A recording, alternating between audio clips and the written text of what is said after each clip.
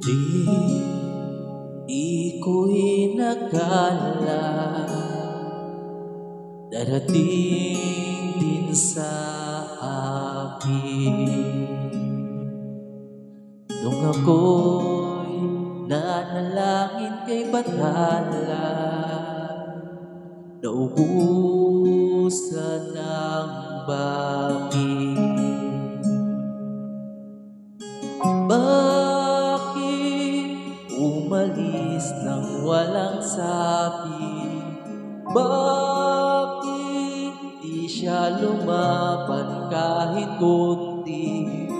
Bakit di maitama ang tadhana? At nakita kita sa tagpuan ni Bathala, may